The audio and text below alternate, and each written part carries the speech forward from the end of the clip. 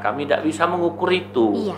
Jadi saya pikir yang penting layanan ini bisa berjalan daripada kita paksakan harus pencet. Lewat hal ya. Iya, tapi tidak berjalan untuk Nggak apa? ngerti ya. Iya, jadi yang penting berjalan. Kami bisa memberikan pelayanan yang terbaik tanpa membuat pusing Masyarakat.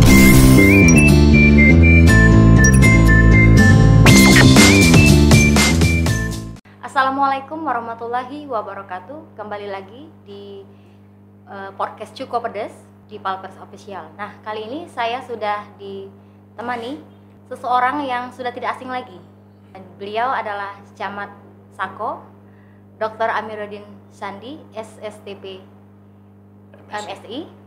Halo, selamat sore. Selamat sore Mbak Dian. Iya. Apa kabar? Alhamdulillah Semoga baik. sehat. Pak Amir apa kabar? Sehat. Iya, Sudah tidak asing lagi kita ketemu sama beliau. Gimana aktivitasnya Pak mungkin? Alhamdulillah lancar. Kesibukan sebagai camat ini kan kita ngurusi warga ya. Benar. Kebetulan di Sako ini ada 4 kelurahan, warganya cukup banyak, lebih dari 100.000 jiwa. Jadi sudah level 1 kabupaten. Jadi memang hari-hari kami dari pagi sampai sore ya cukup banyak juga yang kita urusi ya. Selain memang benar sehari-hari sebagai seorang camat, mungkin seperti apa sih Pak untuk layanan sendiri seperti itu di kecamatan? Baik, jadi kita di Kecamatan Sako seperti kecamatan lain-lainnya juga memiliki loket pelayanan terpadu kecamatan atau paten. Nah, paten ini sudah di launching pada tahun 2016 dan masih berjalan sampai dengan saat ini. Kami melayani juga perizinan maupun non-perizinan yang memang menjadi kewenangan dari kecamatan dan kelurahan. Nah, dalam rangka mendukung program paten ini, kami mempunyai inovasi, yaitu kami sebut dengan Silancar. Nah, Silancar ini singkatan daripada Sistem Layanan Antar Cepat Administrasi Resmi Kecamatan Sako, Kota Palembang. Jadi sifatnya berupa layanan, jadi tidak dalam bentuk aplikasi IT gitu ya. Oh gitu. Nah nanti Silancar ini sendiri seperti apa aktivitasnya? Jadi begini. Jadi Silancar ini inovasi yang mungkin baru Kecamatan Sako yang memiliki ya. Saya pikir mungkin itu karena itu yang kami rasakan gitu ya. Tapi kami mohon maaf kalau kami salah gitu ya. Nah jadi Silancar ini sifatnya opsional bagi masyarakat yang mengurus surat-surat di kecamatan maupun di kelurahan di wilayah Kecamatan Sako. Betul. Nah, seringkali Mbak Dian, kalau pada saat masyarakat berurusan ya di kecamatan atau di kelurahan itu kadang Pak Camatnya lagi di luar, lagi ada tugas lain, Pak Lurahnya juga ada tugas lain, sehingga mengharuskan masyarakat itu harus ngulang kembali. Benar. Untuk mengurus surat-surat yang diinginkan. Nah, sementara kita tahu jarak Kecamatan Sako itu kalau total luasnya 16 km persegi. Lumayan jauh ya? Jauh. Jadi kalau kita analogikan dari Borang ya, ke kantor camat itu kalau menggunakan jasa ojek online pun misalnya sudah kami pernah lihat ya di lumayan biayanya hampir Rp10.000. Itu kalau 10.000, kalau lebih kan cukup memakan biaya. Kemudian belum lagi waktu, kemudian belum lagi seandainya dia mau nutup warungnya, kemudian dia seandainya ada anak bayi, dia mau meninggalkan anak bayinya atau menitip dulu dan sebagainya hanya untuk mengambil surat. Nah, untuk itu kami berinisiatif pada saat itu. Program layanan Silancar ini sudah kami canangkan sejak tanggal 5 Juni 2022. Jadi sudah berjalan sejak itu sudah berjalan sejak itu dan alhamdulillah antusiasme masyarakat cukup terbantu dengan adanya layanan ini. Nah, jadi bagi masyarakat yang menginginkan untuk kita antar secara gratis. Gratis. Jadi free ya, sahabat Papres gitu. Nah, itu dalam satu hari itu sampai berapa, mengantarkan berapa surat atau berapa ini? Kalau Urusan satu administrasi? hari ya, satu hari itu standarnya dua ya, dua lah. Ada yang kadang-kadang lebih tiga, dan di seluruh kelurahan di Kecamatan Sako juga melaksanakan itu, ada yang satu atau dua gitu. Karena ini sifatnya opsional, jadi kami memberikan pilihan bagi masyarakat. Ini Bu atau Bapak mau diantarkan atau ngambil sendiri. Iya. Nah, misalnya masyarakat menjawab, oh kami mau ngambil sendiri, biarlah Pak sekalian ke pasar atau sekalian kemana. Ya itu silahkan. Tetapi kalau oh bisa ya Pak diantar, ya itu kan kami antarkan ke rumahnya langsung. Jadi nggak perlu repot-repot lagi ya, Nggak perlu misalnya repot-repot ada lagi. urusan administrasi apa aja Iya. gitu ya Pak ya.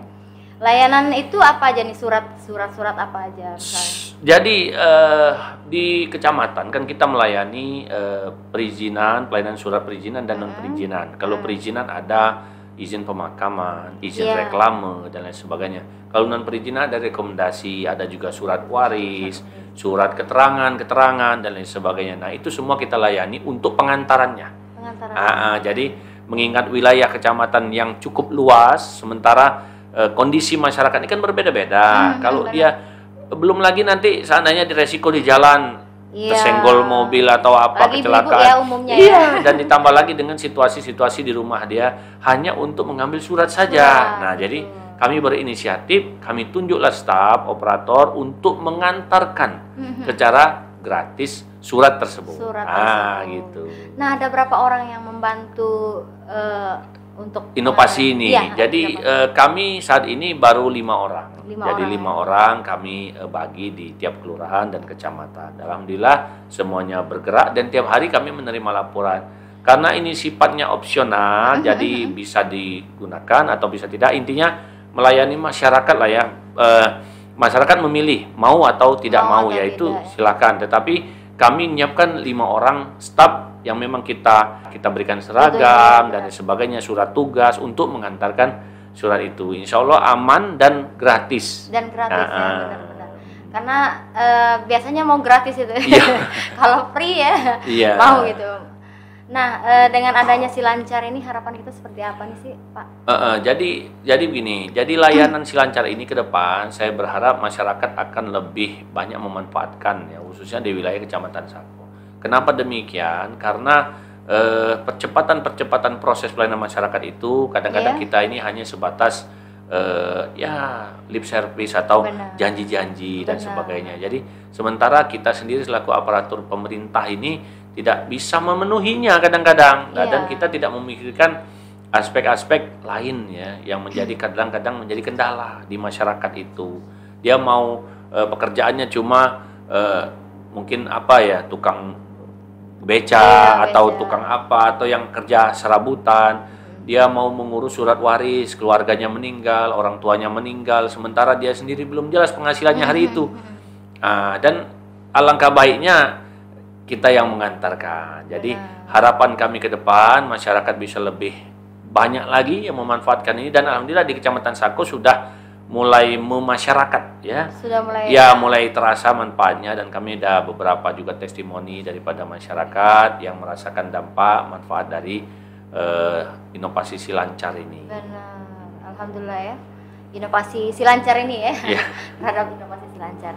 Nah, selain Silancar yang memang sudah menjadi inovasi dari Kecamatan Sako, mungkin program apa lagi nih Pak? Ya, baik. Jadi di Kecamatan Sako ini tadi seperti saya sampaikan, terdiri dari 4 kelurahan ya. Wilayahnya cukup luas, penduduknya cukup banyak. Kalau tidak salah terbanyak kedua sekota Palembang.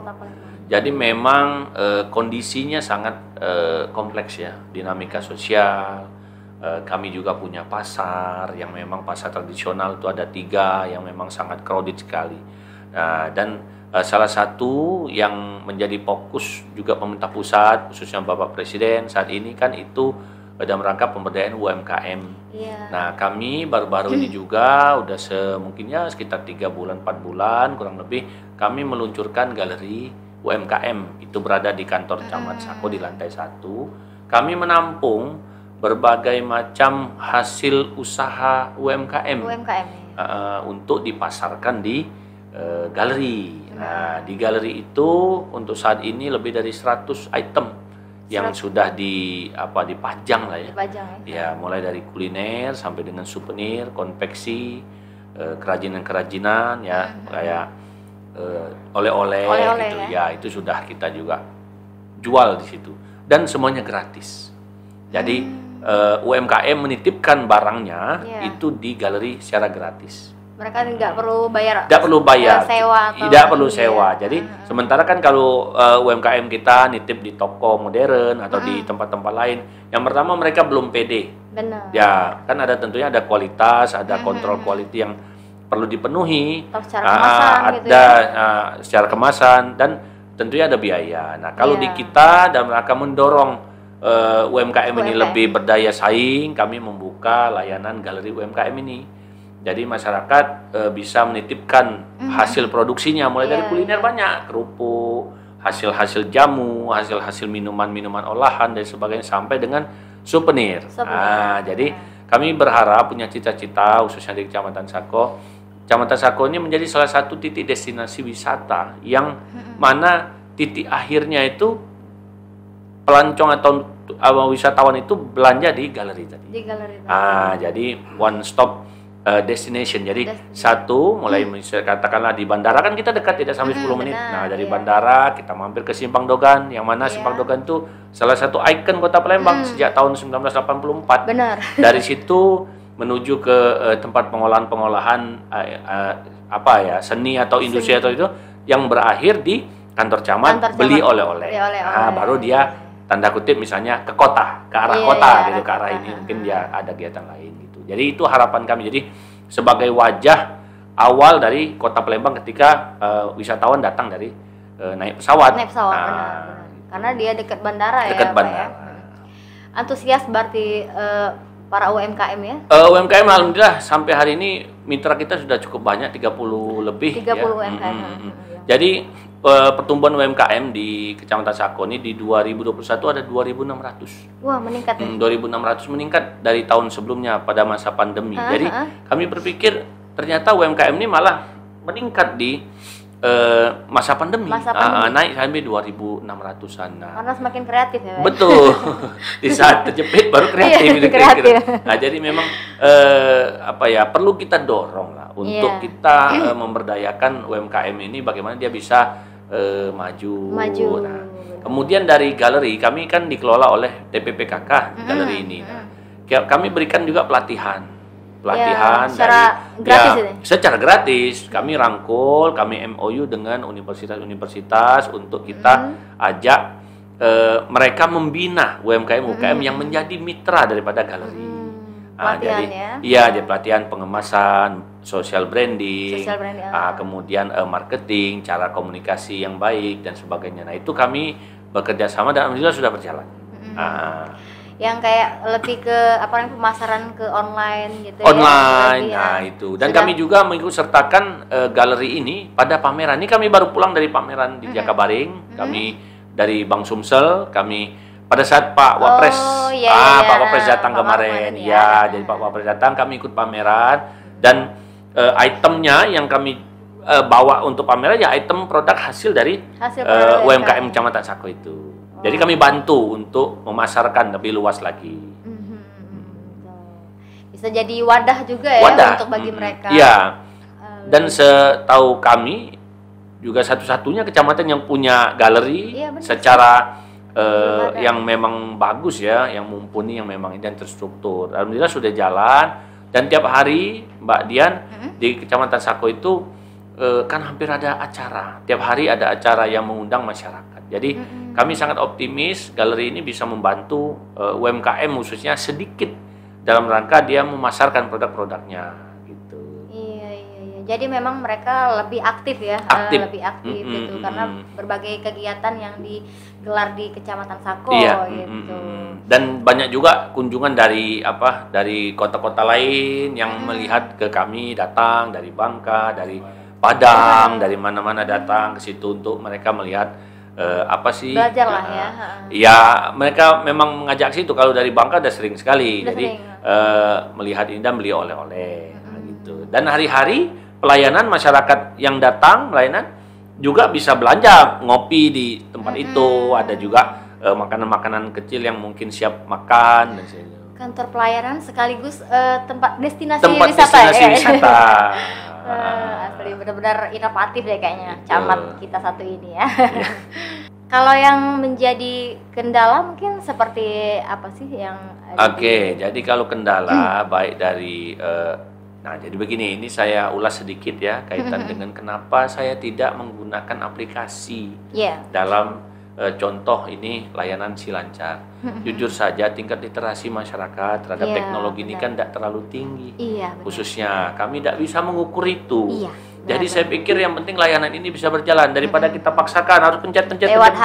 Iya, tapi tidak berjalan untuk apa? Ngerti ya? Iya, jadi yang penting berjalan, kami bisa memberikan pelayanan yang terbaik tanpa membuat pusing masyarakat. Harus login, harus punya email, harus daftar ini, daftar itu, download ini, download itu. Saya pikir mungkin bisa di beberapa urusan tertentu, tapi dalam konteks ini kami hanya memberikan layanan pengantaran saja. Nah, untuk mempermudah masyarakat. Benar-benar. Takutnya bukan ini mempermudah, justru malah mempersulit. Nah, itu. Jadi kendala di situ. Jadi memang kita sesuaikan dengan situasi yang ada. Masyarakat di Kecamatan Sako sangat urban ya. Sangat urban, sangat dinamis ya, tapi juga banyak juga yang lingkungan-lingkungan yang mungkin masih katakanlah masih perlu dikembangkan. Sehingga penggunaan aplikasi itu saya pikir yang penting pelaksanaannya berjalan. Nah, iya, betul. Real ya pokoknya. Real. Selain itu mungkin apa namanya tuh, kayaknya aku lihat di situ tuh kemarin ada apa ya? Kayaknya di Sako itu ada apa? Taman, kemudian berapa hasil tanaman yang justru di masih di lahan kecamatan dalam menghasilkan menghasilkan kayak cabai, kemudian itu seperti apa itu? Jadi begini, untuk kami mendorong Pak Lurah, ibu-ibu ketua TPPKK, ibu-ibu kader PKK untuk dia bagaimana bersama-sama kita membuat inovasi. Nah, baik dari puskesmas juga. Jadi alhamdulillah saat ini tuh semenjak kami terus menelurkan inovasi, yang lain juga ikut termotivasi. Nah, termasuk salah satunya ada kelurahan yang kemarin dapat bantuan CSR dari PLN itu dalam rangka pemberdayaan ekonomi masyarakat, membuat lahan tidur menjadi lahan yang berdaya guna. Jadi tempat pembudidayaan tanaman hidroponik, dan alhamdulillah saat ini sudah 2 tahun bertambah, jadi 2021-2022. Jadi di tempat lain menurut informasi dari TJSL PLN bahwa yang lain cuma stop gitu. Jadi 1 tahun berjalan kemudian tidak berjalan, dan kami dibantu 2 kali karena memang sangat bermanfaat berjalan.